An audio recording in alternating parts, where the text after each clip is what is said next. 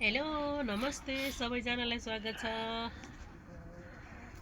के छ हजुरहरूको हालखबर, के गर्दै हुनुहुन्छ साथीहरू? हजुरहरू चाहिँ हामी चाहिँ आज यहाँ टमाटरको बेर्ना राख्न लागेको छु हैन।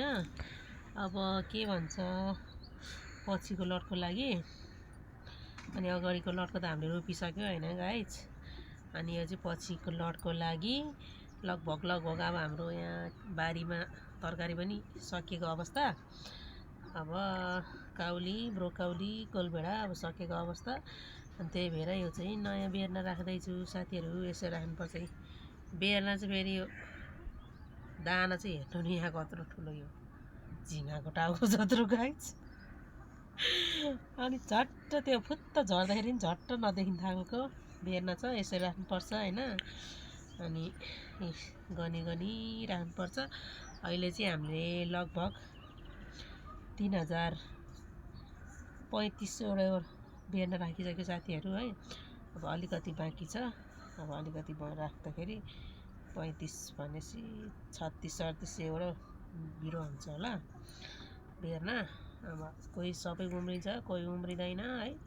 सबै उम्रियो भने राम्रो, उम्रे पनि खाइदिन्छ मुसाले साथीहरू। यस्तै छ है साथीहरू। यसरी राख्नुपर्छ बेर्ना। हजुरहरू पनि सिक्नु होला यसरी बेर्ना राख्ने हो साथीहरू है। खासै मलाई राम्रो बोल्न नि आउँदैन, मेरो भोइस पनि बोरा च्याते जस्तै छ है साथीहरू। ओके साथीहरू, मैले यति भन्न चाहेँ हजुरहरूलाई। यसो हजुरहरू पनि अब टमाटर खेती लाउने भए होइन, यसो बेर्ना हाल्नको लागि यसरी सिकाइदिएँ क्या मैले हजुरहरूलाई। कतिपयलाई थाहा पनि होला, जान्ने पल्टेको भनेर नभन्नु होला होइन। सबैजनालाई थाहा हुन्छ भन्ने पनि छैन।